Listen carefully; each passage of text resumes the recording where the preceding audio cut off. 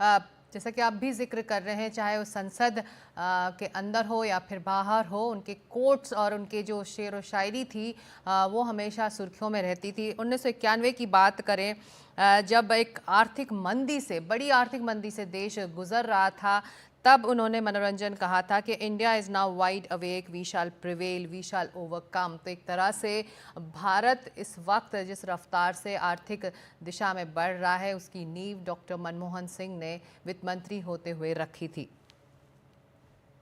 उस वक्त ये भी कहा गया था कि जो भारत जो है ना वो स्लीपिंग जायंट है, मतलब ये अभी सोया हुआ है, इसको जगाने की जरूरत है।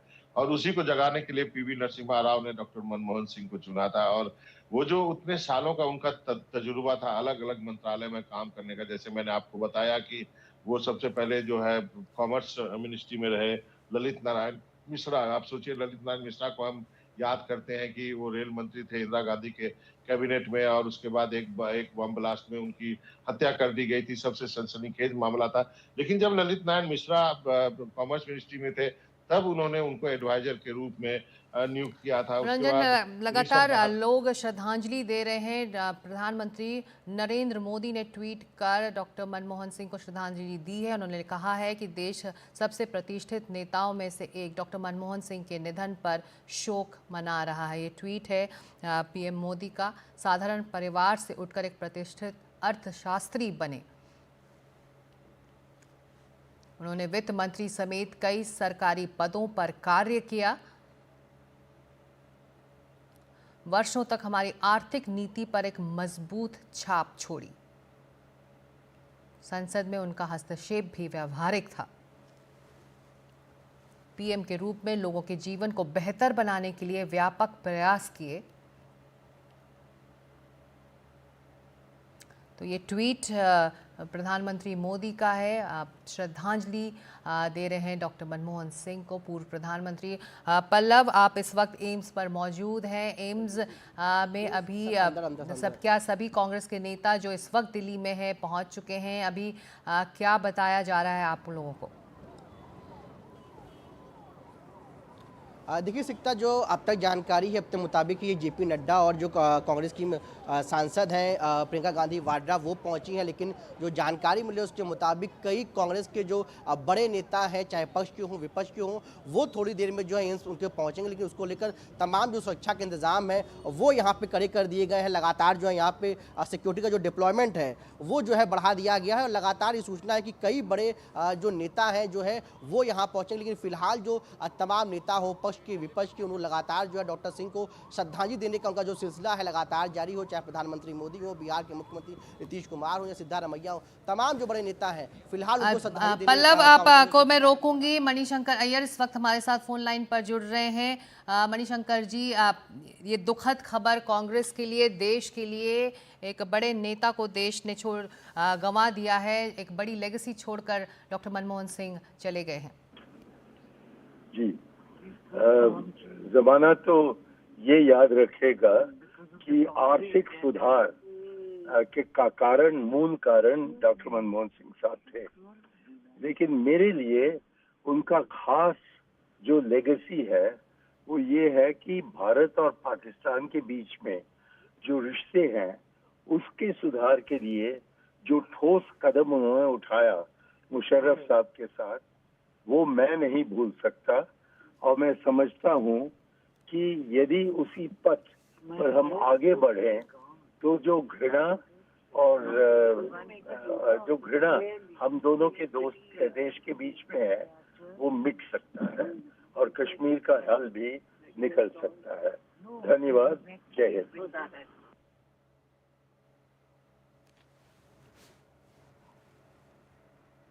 हम सुन रहे थे मणिशंकर अय्यर को, जिन्होंने कहा कि उनका अपना एक लगाव था डॉक्टर मनमोहन सिंह के साथ, और ख़ास तौर से विदेश नीति और दूसरे देशों के साथ रिश्तों को लेकर मजबूती से डॉक्टर मनमोहन सिंह आगे बढ़े थे। मनोरंजन, आपने सुना मणिशंकर अय्यर को।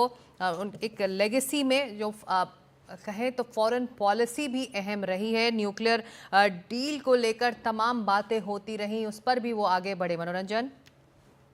जी हाँ, निश्चित रूप से एज ए प्राइम मिनिस्टर जो कोई भी होता है उसको फॉरेन पॉलिसी वो खुद तय करता है और एक निरंतरता जो है फॉरेन पॉलिसी में रहती है। डॉक्टर मनमोहन सिंह ने काफी कोशिश की थी कि परवेज मुशर्रफ के साथ जो है किस ढंग से भारत पाकिस्तान के रिश्तों को आगे ले जाया जाए। कई जो है तरह की मीटिंग्स भी की गई थी, लेकिन वो आगे नहीं हो सका चूंकि वो खुद पाकिस्तान से आते थे, तो उनकी हर कोशिश थी कि किस ढंग से भारत और पाकिस्तान के रिश्ते सुलझ सके। अभी आप देखिए, अभी हम क्रिकेट की बातें करते हैं। आपको याद होगा कि जब एक मैच था मोहाली में, मुझे याद है नवाज शरीफ भी आए थे, मनमोहन सिंह भी वहां पर थे, सोनिया गांधी, बाकी सारे लोग थे और एक बार परवेज मुशर्रफ भी आए थे। तो ये सारी चीजें जो है उन्होंने डिप्लोमेसी में इन सब चीजों को इंक्लूड किया था।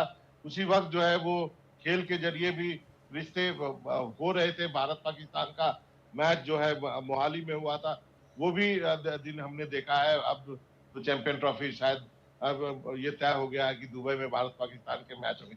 तो हर एक प्राइम मिनिस्टर का जो अपनी एक लिगेसी होती है और हर प्राइम मिनिस्टर चाहता है कि वो कोई न कोई छाप छोड़े उस इंडो पाकिस्तान रिश्ते पर। वाजपेयी जी को भी याद किया जाएगा आगरा समिट के लिए। वो लाहौर भी गए बस लेकर के, तो ये सारी चीजों के लिए उनको याद किया जाएगा। उसी को आगे बढ़ाने में जी, जो है डॉक्टर डॉक्टर शकील मनमोहन अहमद सिंह की पूर्व भी केंद्रीय मंत्री भी हमारे साथ जुड़ रहे हैं, चलते हैं सीधे उनके पास। डॉक्टर अहमद, एक बड़ी क्षति ना सिर्फ कांग्रेस के लिए बल्कि पूरे देश के लिए। हाँ, देखिए, ये बहुत सिर्फ कांग्रेस के लिए नहीं, सिर्फ उस फैमिली के लिए नहीं, पूरे देश के लिए एक बड़ा सदमा है। और सबसे बड़ी बात यह है कि देश की जो आज आर्थिक स्थिति है इसको गैल्वेनाइज करने में 91 में जो हालत थी सबको मालूम है। और डॉक्टर मनमोहन सिंह जी ने न सिर्फ इस मुल्क की इकोनॉमी को बदला, बल्कि इतना बड़ा काम उन्होंने इतनी खामोशी से किया, इतनी शालीनता, इतनी सौम्यता, इतना मतलब इंकिसारी और आजिज़ी से मिलने वाला आदमी इस जमाने में कम मिलेगा। ये सिर्फ उस फैमिली की नहीं, सिर्फ कांग्रेस पार्टी की नहीं, ये पूरे मुल्क का बहुत बड़ा नुकसान है। भगवान उनकी आत्मा को शांति दे।